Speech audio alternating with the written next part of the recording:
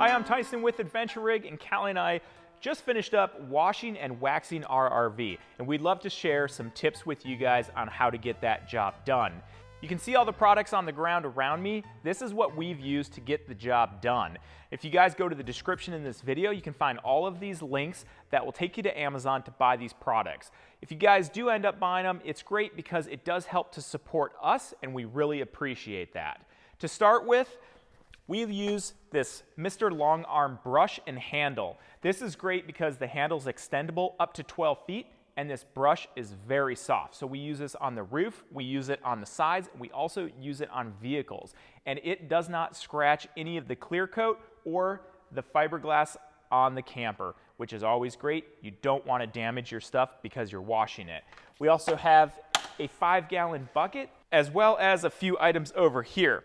Now this is the cleaner that we're using. It's actually chemical, guys, and it is snow foam wash. So this is a new item for Callie and I.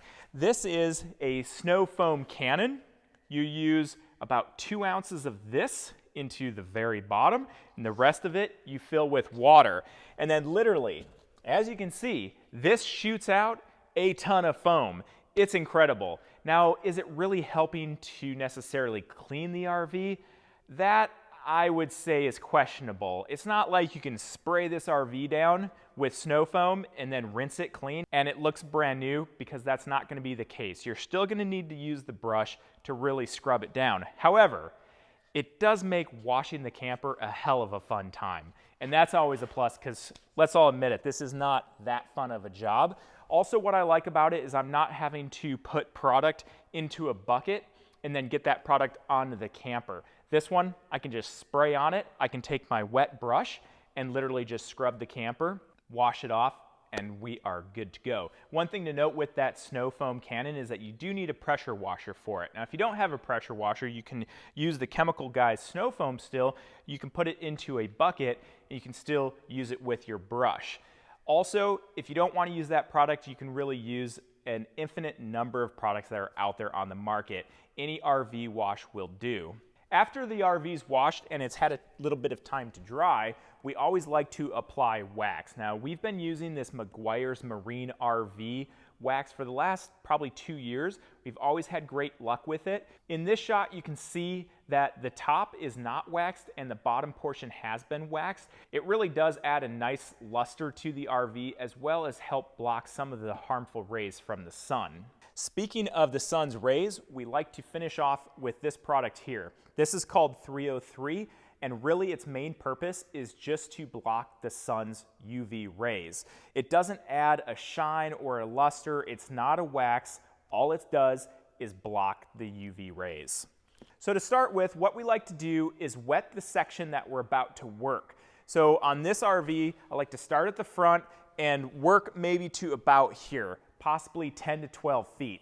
Once that's wet, I like to use the snow foam cannon and get all of that foam onto the RV, then take my brush that's already wet and scrub it down. Once it's scrubbed down, I'll rinse all of that soap off of the RV. I don't want any of it drying on it. So if you can do this in the shade, that's always a big plus, or on a nice cool day. After I've rinsed it off, I'll then move to the next section, working back. After I get one side completely done, I also like to just hit the roof and make sure that anything that's made its way onto the roof, I'm able to wash off so it's also not drying on there. Then I like to do the other side as well as the front and back. After it's been washed and it's all dry, that's when we go back with the wax. Now with this, you do want to do it in the shade, because you don't want this drying onto the RV, because then it just really becomes difficult to get off. It just leaves a nasty residue. So with this, it's very easy. You want these terry cloths that are super soft. You just apply a little bit onto the cloth, and once it's on, you're again working a small section with this. So I like to work something that's probably about a 3 by 3 foot square, similar to the roof if you watched that video.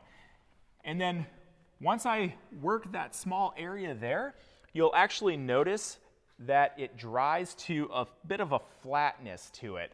Once you can see that it is kind of dry. And on a day like today where it's 85 degrees, it doesn't take long for it to get to the point where it's ready to wipe off. maybe 30 seconds. And with a clean cloth, I'm just rubbing over that entire area that I just did, and I'm taking all that excess wax off of the RV. And if you look at it from the side, you can see exactly what you've done and what you haven't done, as well as if you've left any wax on the RV that you still need to get off. For Callie and I to do the entire trailer, it takes us probably about 2.5 hours.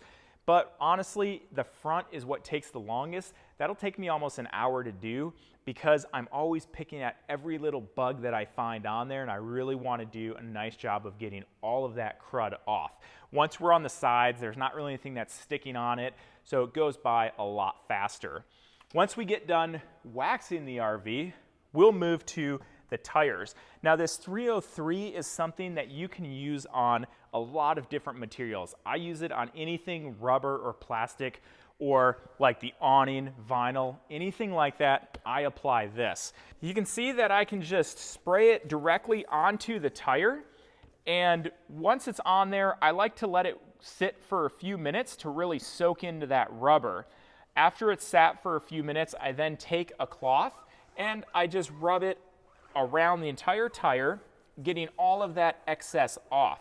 So after that's done, it's time to hook the camper up and go get it dirty again. Because what's the point of having it if you keep it clean all the time? But with the process that we've walked you through here, as well as the roof video, hopefully when you do get it clean, it'll get it back to the point of looking new again. If you guys have any questions about this video, please leave them in the comment section below. Also, be sure to check out our roof cleaning video if you are in the process of needing to clean your roof, which you should be doing really twice a year. If you guys are ever wondering where we are or what we're up to, please check us out on Facebook and Instagram at Adventure Rig. If you guys like the video, please give it a thumbs up and subscribe.